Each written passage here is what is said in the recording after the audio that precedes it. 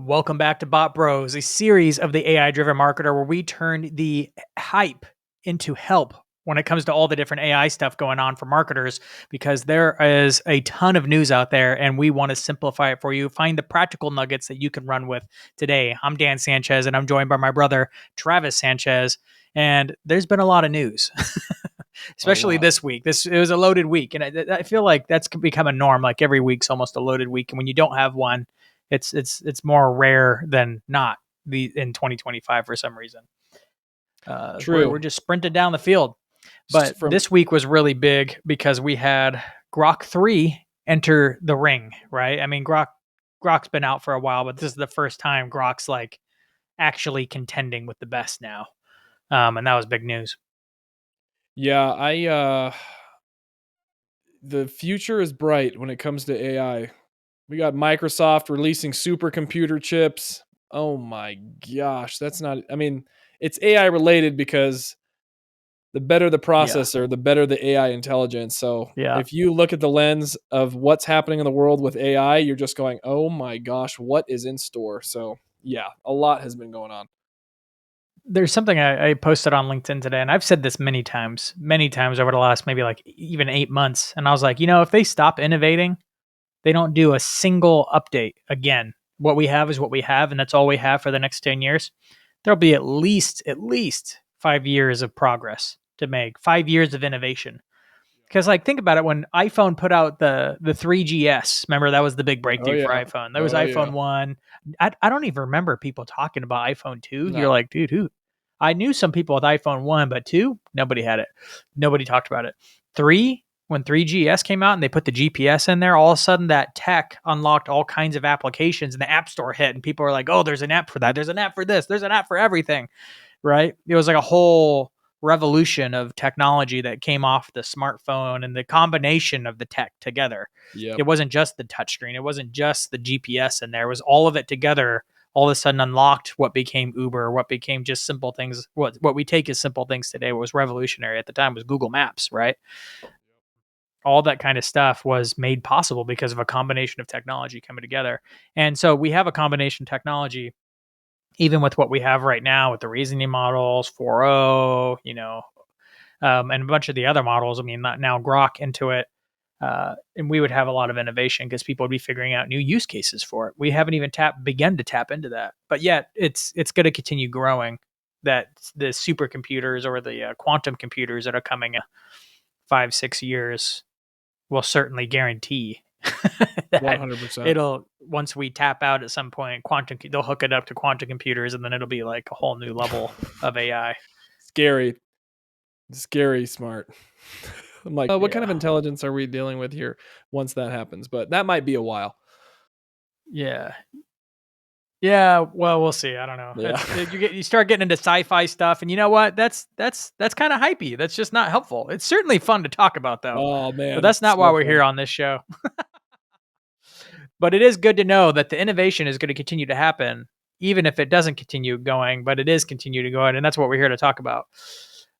Grok 3. So Grok 3 is the latest contender, and I'm seeing a lot of people say like this is currently the best model. Right. To work with on many fronts. Maybe not like better than OpenAI's deepest thinking model yet, but beating everything else out, including 4.0. Did you get any feedback as to why people say it's the best? Is it what it's putting out for information? Is it what it's putting out for creatives? Is it how it lays it out? Is it the roadmap of deep research that it actually does and displays that? What are you hearing from people online? I think deep research is a different topic, so I'm going to set that I'm going to take that off the table for now. We'll talk about that in a minute because that's a big one. But the stuff that I've seen in the case studies are saying like it's hitting better across the board on everything. Wow. From coding to images to coming up with content, math, everything. It's leveled up on everything.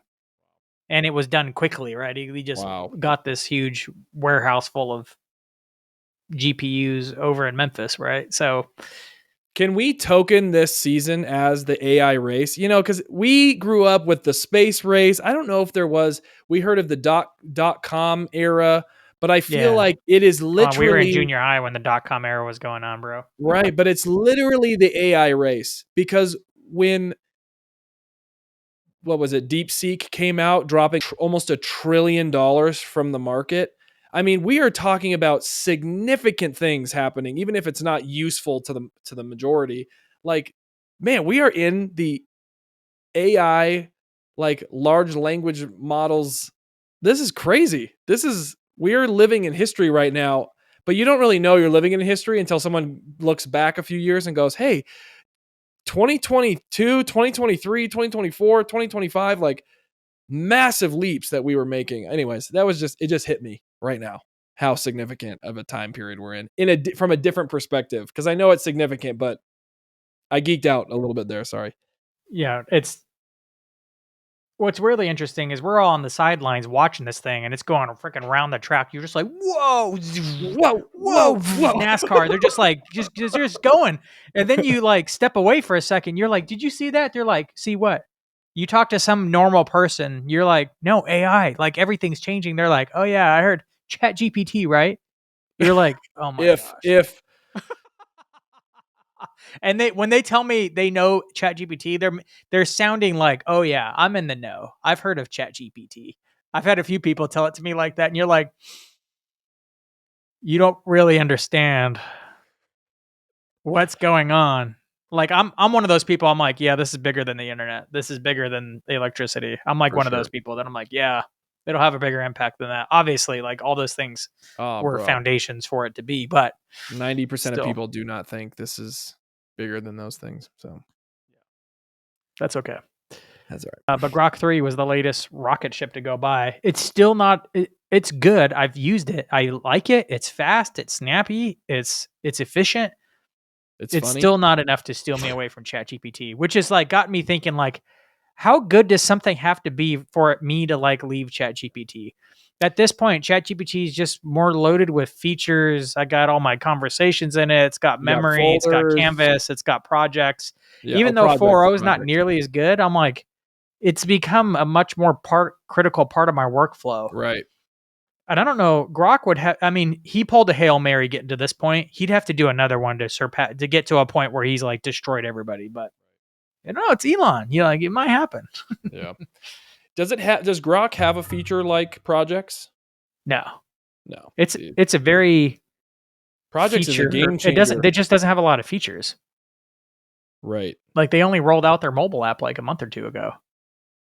That they But put they'll on have a X. voice feature soon. So like they're definitely pedal to the metal, like hauling and Yeah. trying to catch this thing up. And they have a long way to go. But like I said, like, dude, like within any day now, they're gonna drop 4.5 for ChatGPT, right? I mean, that's kind of the next thing to talk about is one, Grok 3 came out. If you play with it, great. But if you're stuck to ChatGPT, that's fine. Like I am. I'm sticking with ChatGPT. I will come and check Grok. Oh, I will say the one really, really cool thing about Grok is that it just has access to X. Yes, that was something that you put me onto that I can search live on what are people tweeting about Talking right about now? What is currently I don't what's know if hot now. something even like the Ben and Jerry's thing coming from like a marketing standard, seeing Yeah. Ben and Jerry's fly off the shelf and seeing Ben and Jerry's align themselves politically one way, which is making it sell out. And I'm like, what is, I didn't know where they leaned, but I just searched. You search Google, nothing shows up. I search Yeah. Grok to scan Twitter or to scan X, and I get answers quickly. It's super Yeah. convenient. If you want to know about a current event and you want to know about it now, Grok's going to have the stats because it's going to go find them fast and pull them all together and apply that Yes. reasoning. And now that it's Grok 3 behind it and not Oh Grok man. 2, it's excellent. Freaking that's the one real big takeaway for marketers listening right now. Grok 3 is freaking amazing at understanding what's being talked about right now from who. You want to know what your audience is talking about, what they're Uh huh. afraid of, what they're Uh huh. complaining about? Grok is the only one that's going to give you a really good answer on that right now. And well, that'll continue to be like their really big edge that nobody else has. So is that real time data and pulse. But that wasn't the only big news this week. Another big news, which isn't even a launch, it was just Sam Altman talking about essentially revealing a little bit of roadmap. But he posted a tweet, and it was important to me because OpenAI is the front runner. So what they do sets the standard for the market. So that's like the one person I pay attention to the most is Sam Altman, like most people. But he posted about 4.5 finally coming out soon. Somebody asked when, and they're like, is it in weeks or is it in months? He's like, weeks or months. I was like, okay, non-answer. But 4.5, and he keeps teasing it, is probably around the corner. It literally could be Monday. It could be next week. It could be 2 months from now. We don't really know. And that it's just a much stronger version. He says it's his last non-reasoning model. So it'll be like 4, but just much more capable. And then he hinted at 5 being combination of all the models put together. They finally acknowledge like, hey, like nobody likes having to pick between all these models, right? It's a common question I get when people are asking like, what model should I use for what? Just kind of like, well, I don't know. Like, how do you pick models in ChatGPT? I really like talking to the O1 not preview O1, just talking to. So if I'm doing voice and I want someone to have a conversation with about something, I'll do that. If you can talk to O1? Yeah. No, really? What? Yeah. I didn't even know this. Oh yeah, I'm so mad right now. How did I not know you could talk to a reasoning model? The reasoning model is so much better conversationally. There it is. Oh man, nuggets of ChatGPT. information. Am I talking to 01 or 40? Hey Dan, you're talking to me, ChatGPT. Yeah, but How can I help today? what version model are you? I'm based on GPT-4. Anything specific you'd like to dive into? Oh, bro, today? no way. Bro, it's 4. Yeah. No, like I have 01 pulled up. You're talking to 4. Are you sure? Because when I select 01, I just asked it and it said so. I know, but it doesn't know. It doesn't know. No, but if you switch to 4, it's the sound of the voice is completely different, and it's just sounds like. Oh, see here, it's trying to talk to me. What reasoning model am I talking to right now? I'm ChatGPT, here to help. What can I do for you? Yes, but which reasoning model are you? Are you 04 or are you 01? I'm based on the model GPT-4 architecture. Wow. I was duped. I was like, no way. I'm like, we could talk to reasoning models. I just didn't think they were fast enough. That's the problem. Is the reasoning models are slow on purpose. Hold on a second. Right? So I'm like, how could it possibly go fast enough? Okay, so I switched it in the drop-down menu from 01 to 04, right? Yeah. So I'm going to ask again. Hey, I'm just curious which reasoning model I'm speaking to. You're interacting with GPT-4. Wow. What else can I help you with? It sounds the same. I don't know if I just had in my brain the difference. Yeah. I'm still not convinced. I will mess around with this on my phone later. And I'll Google it. my brain is a little fried right now. Yeah. No, that's what's special about 4.0 is that it's multimodal and it's particularly fast and responsive. They trained it so that it didn't have to translate your voice into text and then respond with text, then translate that back to voice. So it talk to you. It took too long for the conversation to go. Right. So, yeah. Okay. I still don't think it's right, but you're probably right. Dang it. Anyway, ChatGPT 5 is coming out, and they're gonna pull all the models together, and it will choose which model you need. It'll just be smart enough to figure it out. Which I'm like, that's what everybody wants. Nobody wants this multimodal thing unless you or multi-model, not multimodal. That's different things. But that's coming, and he doesn't really hint at when it's coming out, but things are going fast, really fast. With the speed that agents are coming now, like we've even talked about it coming within a year, and now I'm like, we might see agents by summer. Well, no, who knows? So marketers, as you're listening to this, 4.5, when it comes out, it's going to be awesome. The thing I say over and over again, though, is like just pick an ecosystem and stick to it. For most people, it's ChatGPT. It is for me. I think you can make a strong case for it being Google or Microsoft. It just depends on what environment you're in. Google's getting serious.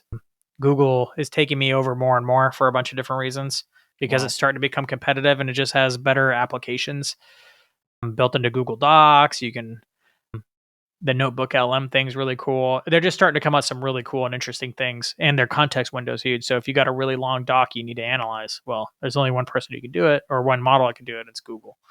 So, have you ever had to go over Google for stuff yet? I haven't even. I mess with Grok and Chat, and ChatGPT. that's it. You know, that's Chat has carried me from the beginning. I'm like, the features they continue to add, at the pace they continue to add.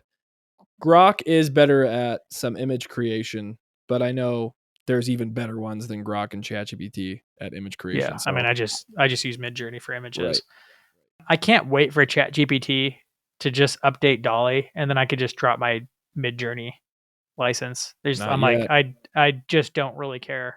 I'm like, please, can it all just be in one tool? I hate paying for multiple things. So I think Dolly is so bad now. I think I used Chat outperformed Grok in some image creation stuff for me. It just understood exactly what I wanted. I was trying to create a proposal for a design, and Yeah. I just needed some quick mock-ups to put in Yeah. the proposal, and man, it created the perfect image that I needed. Like I needed a fake pop-up banner with specific information on it, and it put exactly what I wanted on it. Gave it bright colors, all this stuff, the right design. It wasn't real design. It was just what I needed. So I was impressed that it outperformed Grok at least. What Dolly is really, really good at, and it's because it's been trained on language and not just images, is that you don't have to be highly specific in what you're asking for. With Midjourney and all the other ones, you have to be super detailed.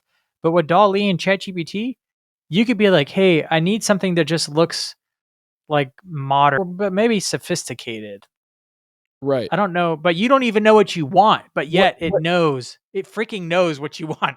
Well, and the better option is to tell ChatGPT, hey, write a prompt for me, kind of read my mind on what I actually want, create a super prompt for me that is kind of around this subject with this topic, and it does amazingly well. And then you just tweak the super prompt and you're like, oh, okay, well, it does write your super prompts better for you than any other model that I have found. Yeah. The image models haven't gotten much better than like a year ago. Midjourney, we got Midjourney 6, and there really hasn't been anything that's really leveled up that since then. There's been some small improvements in different models, different places. I'm like, they're chasing video. People are trying to figure out this video thing. So like the videos are almost getting better than the images. I'm like, come on, can we like catch up with the images, please? The images for marketers are way more useful than the videos.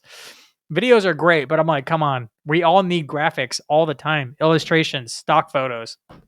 Like, give me something. But you know what's, speaking of this, oftentimes I find people using AI images are way too often just getting stock photos. Like the boring ones too. They're having, like, you ever see a stock photo, you're like, that came from istockphoto.com. Yeah, It's boring. It's a dude sitting with a typical like blazer on. He's sitting in front of a laptop at a coffee shop. It's just boring as heck. But that's what we've had to use because, well, we need someone hip looking and a laptop. He's using our tech product. And that's just what we had. You know, we really didn't have a lot of other choices from design point. But now it's like, hey, like we have these tools. We can literally illustrate it in any way. You want aliens using it? Done. You need an alien on a laptop in a coffee shop? Freaking done. Like, it's so fast. You're like, why aren't we doing cooler stuff? No, we're using stupid stock photos because that's what we know. You think people are still using stock photos instead of just having they're AI stock photos. They look like they came out of iStock Photo, but we made them with AI. AI stock photos. Now I understand. Oh my gosh. Someone else is doing the work. They're like, oh, this works, even though it's AI. That's so funny. Instead of just making their own stock photo. We could literally just have like a watercolor. Like there's been a few times as a marketer where I've wanted to hire illustrators to do like watercolor style or like all kinds of things, but they're too expensive. You can't justify it for a one-off campaign or explore it to see if it works or come up with Facebook ads in the style of whatever. But now you can, but nobody does. Nobody does. It's funny. Please listen to this. Go use this image creators to like come up. Don't put text on it. Like send it to the designer to put the text on it. Stop trying to do that. use it to illustrate the thing, and then have the designer Put the text on it the way they need to. The copy. My gosh. Smart. All right, so that's 4.5 and a roadmap for ChatGPT 5. 5, which has been 2 years since they dropped 4. So I'm like, come on, man. Let's at least get to 4.5 before we get to the 2-year mark, which would be just in a few weeks from now. Would be at ChatGPT 4's birthday. Yeah. I remember when it first dropped, everybody thought 5 would come out in the fall.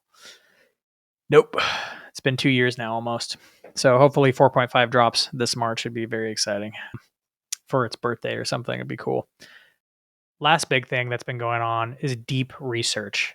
This has been super exciting. I think is relevant for all marketers because Google launched its deep research product in December, and almost everybody else has come out with it now. Everybody except for what is it, Claude? Claude hasn't done it, but I'm sure they got something cooking right now. OpenAI has launched a deep research product. It's part of their Pro plan, so you got to pay $200 a month. Might be worth it though, because it's the best on the market now. But Perplexity now has a deep research option. Grok has introduced a deep research option. They're all freaking good. Have you which ones have you tried any of the deep research options? Just Grok, because that's the one that's open to me because I haven't put in the $200 a month for ChatGPT. I haven't either yet. I consider it for OpenAI though. I'm like, maybe I just do it for 1 month, like bang out some deep research projects and then just unsubscribe. I love it because the deep research is really helpful for a number of different use cases for marketers. One, you could do it to do analysis on your brand, your competitor's brand, your customers. If it's going through and reading 100, like the Googles and OpenAIs specifically, they're on a different level than the other two because the other two only read a dozen or two sources. Grok is cool because it pulls Twitter and web searches. Very cool. Perplexity just pulls in more web searches than it normally does, probably like 2 dozen or so. Versus Google's pulling in like 80, 90, and OpenAI is pulling in over 100. Wow. Yeah, and it's deep. OpenAI's gives you like a 10-page or 13-page paper on the research it has done. It's really lengthy. It's so long that you're like, I'm going to copy and paste this and put this back into O1 to analyze for me and give me the TLDR on this one. The TLDR. Oh my gosh. For those that don't know what that means too long didn't read. It's not didn't read. Yep. Too long didn't read.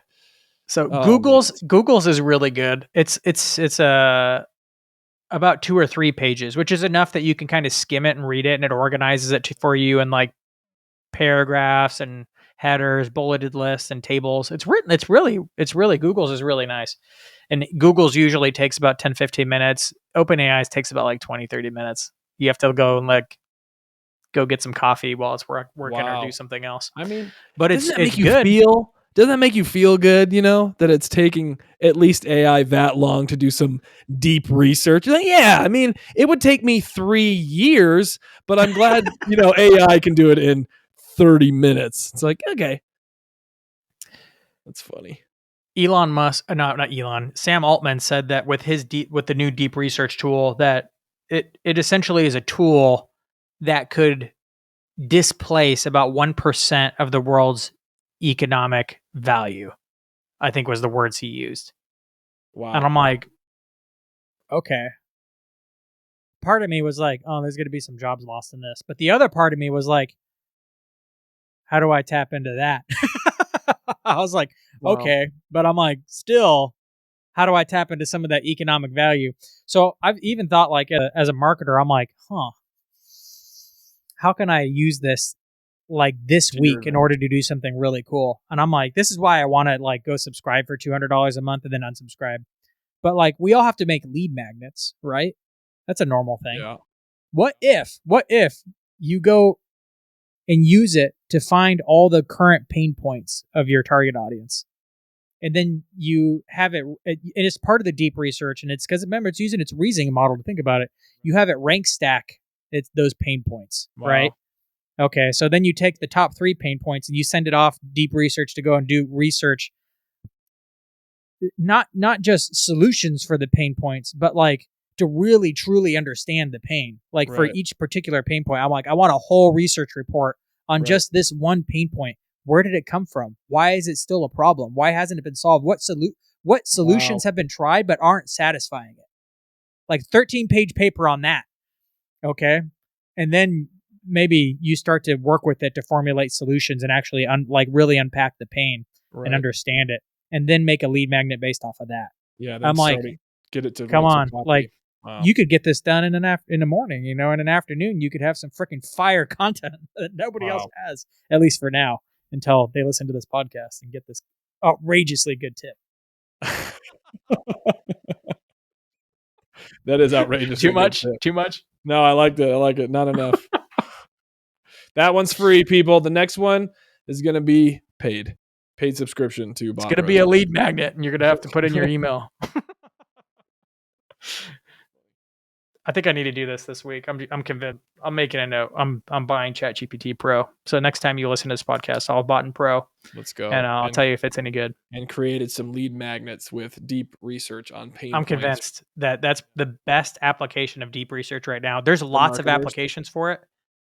This one's the best one because we're all on the hook for freaking leads and money right now. Wow. This is everything else is like, okay, let's research this, let's research that, get better insights. I'm like, no, I need freaking leads now. Like that's how we're all held accountable. So let's put the deep research to work, make some lead magnets, and I'll figure out. This has to be a future episode where I just reverse engineer like how to make a good lead magnet with deep research. So, well, then it'll be like $200 will seem cheap. You're like, frick. I can get 5 awesome lead magnets out of this combined with a few other pieces and processes. Yeah, you're definitely. like, yeah, hiring. Gosh, I think I have a friend of mine is hiring another friend of mine to help him build a lead magnet. Just set up stuff for it. And I'm like, this could have cost $1,200. I'm like, my gosh, yeah, and it would because it's freaking time consuming to build a good lead magnet. Wow. So $200 is cheap now.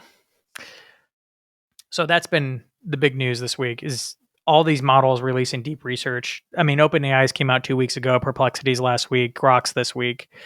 Everybody's pretty much out with it now. OpenAI has revealed the roadmap, and then Grok. That's been the big news. But I want to jump into the next piece we have here. I did a poll on LinkedIn, had 232 votes, and I asked, "Are you tired of hearing about AI?" I've seen so many people complain about it on LinkedIn that I'm like, I'm just going to throw out a poll, see where people are at. Wow. Because people are either talking like at least my LinkedIn, everybody's is different because everybody has different interests, different people. But I think I've been beating the AI drum for a year now. So a lot of people are like, I've attracted the AI people or the people who hate AI because they complain about it. And therefore I comment on their posts a lot. And the AI algo is like, oh, you want more of these. So I put out my poll, and are you tired of AI? 51% said yes. 26% said it's fine. 14% said nah, need some more. And 9% said it's the main thing I want. Wow. Which are probably like all my buddies that show up on my posts that are always like we're always high-fiving each other. Like, noggin. Early adopters. Interesting. I am surprised it's so high. Like, I would have thought it's fine. Would have taken the main space.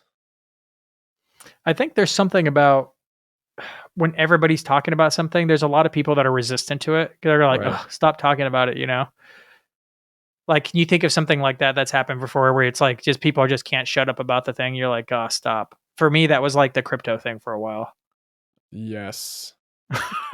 Right? That was the last big wave that came through. I think AI is a lot different. And of course, there's a lot of backstory to crypto and where it went, why it went there, and how it's probably going to come back. But I don't really see AI like calming down at all. So all the people who are tired of hearing about it, I'm like, sorry guys, like it's only going to get better and more use cases are coming for even the stuff we have now. So like people are going to talk about it and then people are going to continue stacking up wins with it. So it's like, well, they're not going to shut up about it. The utility of AI is, I mean, it's astronomical. Coinbase, or not Coinbase, crypto, they try to talk about all the utility with it, which that's still being unraveled, financial systems. But man, if it's going to tackle financial systems, it's a slow, arduous process. So, but AI, I mean, it's helpful right away. I mean, it helps a common man immediately. Crypto, it's like we're not really. Most people don't even understand the Swift banking system, let alone how crypto is going to change your life. People understand, hey, I have to write a blog for my job. That takes some time and some thought. Wow.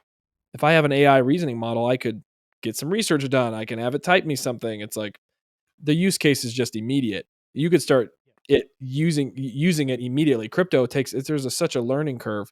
So something you said that I thought was funny was, remember we were all hearing about, you've been hearing too much about AI, or we were hearing about crypto. Something else that came and went that we were hearing about was like virtual real estate. Remember when companies were buying millions of dollars worth of virtual real estate in this one platform because they thought everyone would show up there virtually. So they wanted to have a space on the main street or whatever, spending, ridiculous money. Yeah, that's no one's in the virtual world. No one's putting on goggles and living in the virtual world. But that was a hot topic. Yeah. I remember reading about it and remember thinking, dude, somebody's making a freaking ton of money. And there's a lot of suckers out there right now. I wonder if some people are thinking about that about AI, maybe a year ago, but I think people are starting to be like, okay, like this is probably pretty serious. Okay.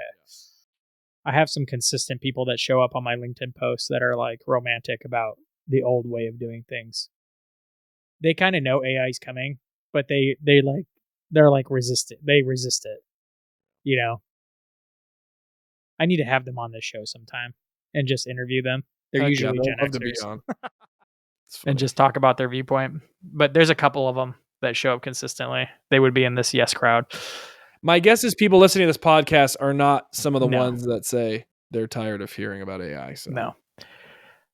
You know what this really tells me, and this kind of comes down. This is why this poll is important to me. Is it kind of shows us where we're at. We're still freaking really early.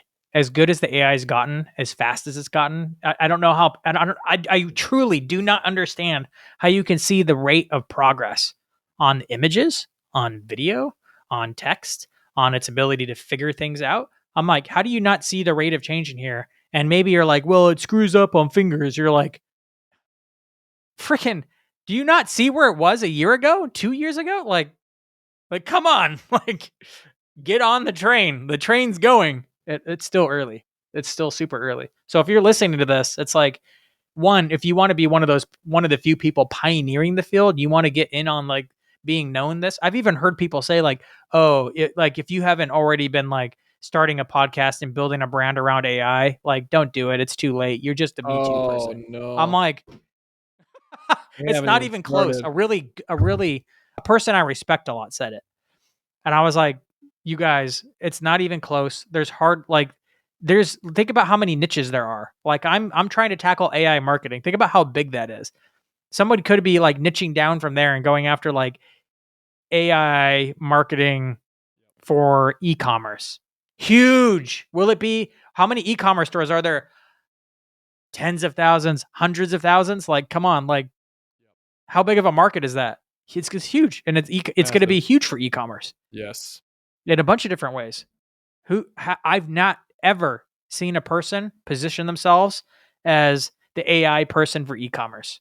They're not out there. There's so much opportunity to get on being the AI person for X niche. I'm like, come on, people.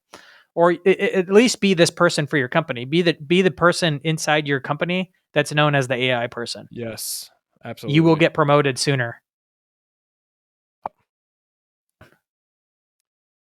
Like, what'd you call them? You called them romanticizers of the old way that just thought it's disingenuous, it's not authentic, we can't have it write emails, to fully come over to the place where they're going, oh my goodness, this is changing my life.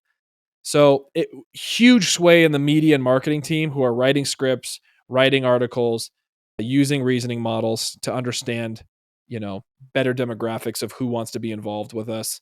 So I would say fully the marketing and media team. Now we started pulling over the HR team. They started utilizing AI a ton. I would say now probably like 80% of the staff is using AI on a weekly basis. That's cutting edge. Most people hardly utilize it that much. So It's because our marketing team started using it so much, and we just started spreading the word that it started to spread quickly. But we were a small team, 30 people. It didn't take long for people to see the benefit. that even small teams, man, struggle with it. It's amazing. I think it's so applicable, but a lot of people look at it and it's like, oh, it's a blank canvas. Like, what do I do with this? It's not immediately clear what you can or can't do with it. My current boss wrote a 365-day leadership email where he has a leadership note for every single day, but he tells every single person, I did not use ChatGPT for this one time. I wrote every single day. Which it's funny that you actually have to separate sometimes from, hey, I did not just give some ChatGPT verbiage or whatever content to you. This actually came out of my own wisdom, my own insight, and all that stuff. So I do think it's interesting when you say things like that. There is maybe a little bit of draw because people know that you could just have used ChatGPT for something that extensive. So curious about that pull to actually go back to authenticity. I got accused of using AI, and I did use AI, but like I fed AI the exact thought. Like I was asked to participate in some kind of little like devotional for my church. Okay. And everybody was contributing one, and I contributed an idea, but it was an idea that I had that I'd thought and had meditated on. I'm like, oh, this is a really good little nugget. And so I just threw it to ChatGPT. I dictated it, and I was like, it was probably like 2 paragraphs of dictation. And it rewrote it in the order that I gave it. It just made it a little bit more articulate. If I'd sat there and wordsmithed it, I probably would have gotten close. But I'm not a writer. Like ChatGPT is more articulate than I am. It made so I it sent pithy. it back, and he's like, they got it, and they're like, well, no, we need something from you. I'm like, yeah, it's from me. They're like, oh, I thought you'd like copied and pasted some theologian. I'm like, crap. It's like it has that perception because it was a little bit too polished, I guess, in the delivery, but it was a really good nugget, and I backed it up. To avoid that, my favorite little description, I'm like, make it casual. Casual. Oh, dude, it pulls that AI verbiage out, so people aren't like, hey, this is a bot. Well, I didn't even have like the normal AI verbiage of like delve and like, you know what I'm saying? Like it didn't have any of the tells. Still, make it casual. Which is another thing running around LinkedIn right now. Since I'm in the LinkedIn world and you kind of stay out of that world. I swear every other post is like someone telling another tell of like, oh, a post is written ren. And it's like when people capitalize the in LinkedIn, because it's like if you capitalize the I in LinkedIn, they're a bot because that's the proper way to put it, but no one does that. Or if you use an M dash, do you know what an M dash is? It's like an extra long hyphen. There's actually hyphen, an N dash, and then there's an M dash. It's like the really long one. But everybody's like, what? I'm not allowed to use M dashes anymore, which is funny. I'm one of those people that I've used M dashes. I'm like, am I a bot now? I actually always capitalize LinkedIn the right way, but so people are giving tells and people are complaining about the tells, being like, well, that's not funny. A tell because I do this in real life. I'm like, dude, the world's going to get crazier and crazier as we try to predict what AI is and what isn't as we read it and see it. And now, like right now, people are struggling with writing, but pretty soon it'll be images and then video. And once it's video, it's like game over. People. Are you even real? Scanning for realness. Feels warm to the touch. Scanning for realness. Oh gosh. Future problems. Yeah. One last thing I have is a viral post, which I thought was really profound. Rand Fishkin, who is the founder of Moz and is like a huge voice in SEO. Great, like one of my favorite marketers of all time. He essentially talked about the fact that it's actually really, really easy to manipulate the models from a search perspective. And he's like, why aren't more marketers doing this thing? And essentially what they're doing is they're just finding instances, and it's like hard instances. Like if I wanted to show up as a marketing or an AI marketing consultant then I just need to load the web with a bunch of instances of Dan Sanchez, AI marketing consultant. And when people search that, ChatGPT will see it. And depending on how often you show up and where you show up with that wordage, it's going to pull you. But it has to be the exact words you want, which is like almost old school SEO. Now they're calling this, I think it's GMO. GMO. Generative Machine Optimization or something like that. Because, and marketers, I've started hearing reports from marketers saying like, hey, like on our survey reports, when I asked like, how did you hear about us? We're seeing an increase coming from ChatGPT. We saw that, which I'm like, of course they are. Because I know I'm doing freaking research via ChatGPT just like everybody else. Like, of course they are. They're like, hey, who are the best agencies on X? Who are the best? What's the best vendor on Y? Right. They're looking on AI or Perplexity or something, and pretty soon it's going to be deep research. They're just going to be filing deep research reports for like, hey, we need a better CRM. I need to do a comparative analysis. Here are the things that matter to us. Please do a deep research report for my type of organization. Go. And OpenAI is going to do its 30-minute thing. Go read all the reports. Go read all their reviews, the comparative analysis. And it's going to give you a rank stack of CRMs you need to check out. That's just going to be a thing. GMO. I love that term. It's so clear because it is a totally new space that needs to be really thought through. I mean, with these language models actually being able to search the web, it's like a Google search, except it's better because it knows you better. Yeah. Wow. Okay. It's giving me that you're like literally putting ideas in my head right now, which his viral posts actually kind of knocking on marketers' heads saying, am I taking crazy pills right now? Why are not more marketers doing this? He's like, what do you say? WTH marketers. He's like pissed that he's alone on this roadmap. He's like, have I not trained you to think about these things? It's funny. I even commented on this post. I was like, Rand, we've all been thinking about this for months, ever since we started thinking about the implications of it. We just didn't quite know. Like, we knew how it worked. We just,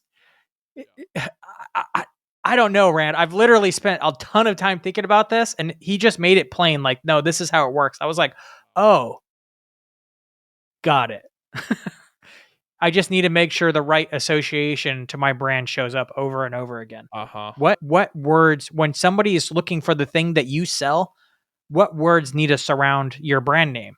And you just need to make sure it shows up like that in the same way every time. So now every time my name shows up, I'm like, yep, Dan Sanchez, AI marketing consultant and creator. Dan Sanchez, AI marketing consultant creator. AI marketing consultant creator. Every freaking single time. No creativity, just make it plain Jane, call it that. So if you ever see that on my profile, that's what's going on. I'm literally just trying to engineer it ahead of time. I was like, Rand, thank you. You don't have to tell me twice. I figured I got it now. Okay. Old school. I like it. So Nugget, it's got 345 comments on LinkedIn, which is a lot for LinkedIn. So this post did go viral, but I think a lot of marketers, if you haven't seen it, I'll link to it in show notes. Read it, consider it very carefully for your company, for your personal brand, for anything else, your side hustles, whatever you got going on. This is the future of SEO right here. It'll evolve, it'll change, because eventually the AI models will have to start competing with spam like Google has for decades now. And that it'll be a cat and mouse game again, but whatever, that's just the game. And I'm playing the game, you're playing the game. We're all marketers here. True. We'll figure out what's next. But right now, there's a very clear path on how to do GMO. To get into it early, because it's going to grow, and it's just not even that hard. Like, the playbook for GMO is just not that hard right now. So kind of like SEO in the beginning, just put a bunch of links to your content. Back when you could spam links and have like 50 links on one page going to like the important page you wanted to rank, and you'd like color them all white so it just blended into the background. Back old school SEO hacks from before I was in internet marketing. I've read about. We're so back. So that's all the news I had. The last plug is social media marketing world. It's coming up fast. End of March, I am co-hosting Ask Me Anything with Michael Stelzner to talk about all things AI marketing. come join me. It'll be in San Diego. Weather will be good for all my northern friends who need to escape the winter that's still going on in late March. Yes. It's going to be a good time.